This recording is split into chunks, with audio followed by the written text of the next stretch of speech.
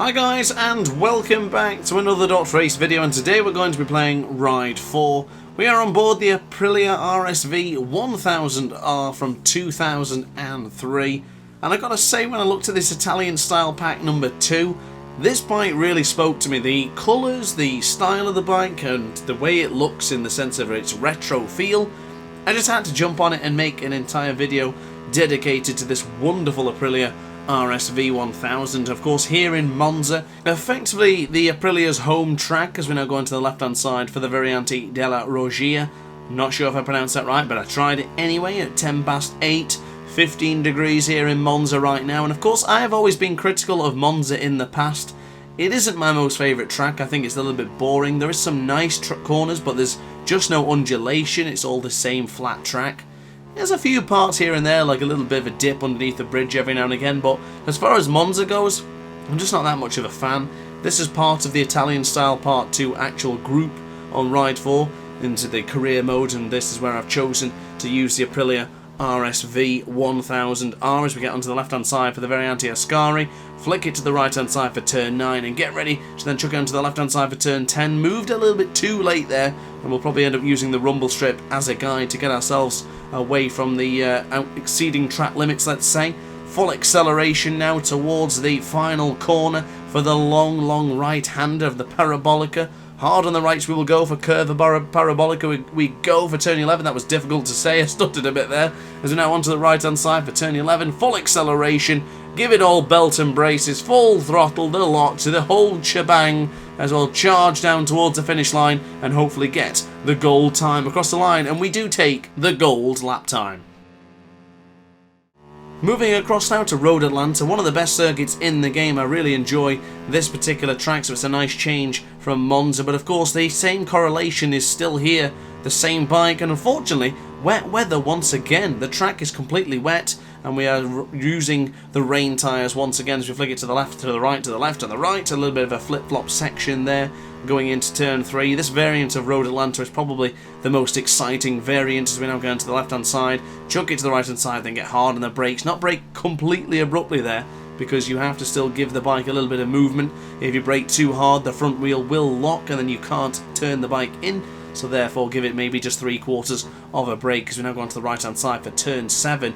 Now, as far as the DLC packs are concerned, there's not that many bikes left to be purchased inside the premium content pack.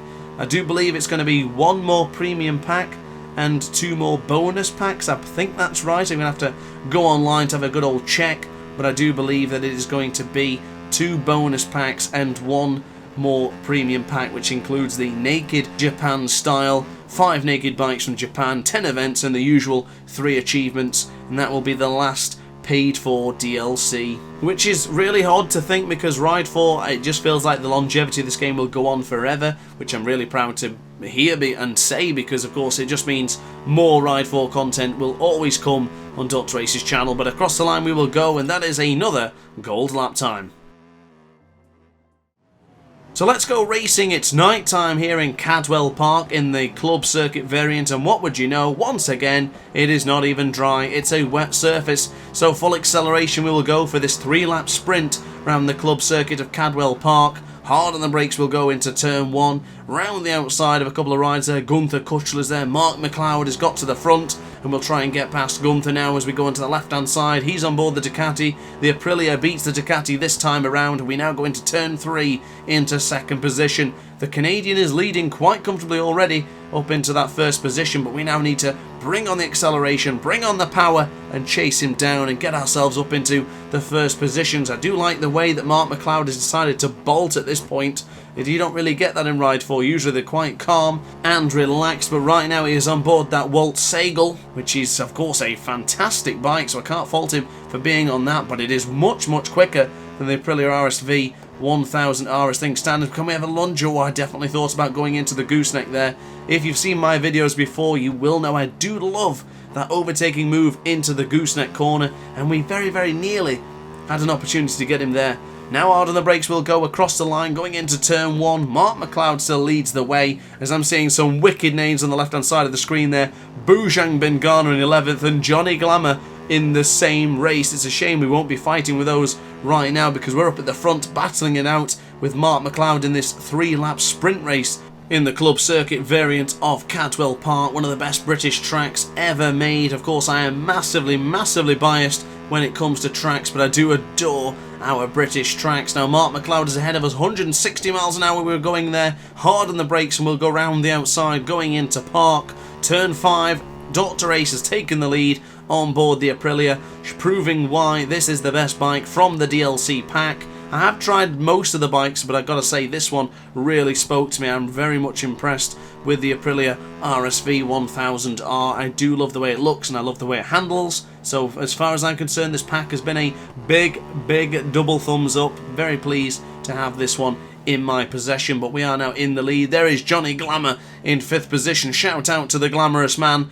and Boojang Bingana in 11th place. If you're not familiar why I'm pronouncing those names like that, then maybe I'll have to watch a previous video, which unfortunately I don't remember what video it all started from, but Johnny Glamour always used to get a shout out, and then Boojang Bingana stole the show when we were in Manicours one day, chasing him down after a very tough Grand Prix. But for the time being, guys, we are up now by 0.6 of a second as we go hard onto the brakes. There's that familiar right boot there, city boot touching the tarmac for Park for turn 5. Right hand side we go for the Chris curve, and we'll continue to hold this line and this pace right to the very end. Hard on the brakes now for Gooseneck, down by 1/10.5, but it's quite okay. I think we have the job well and truly done. This is signed, sealed and delivered with DrAce's name on it. Left hand side we go for Mansfield, and there is Mark McLeod trying to get close enough to us, but it won't be enough as DrAce takes another stunning victory.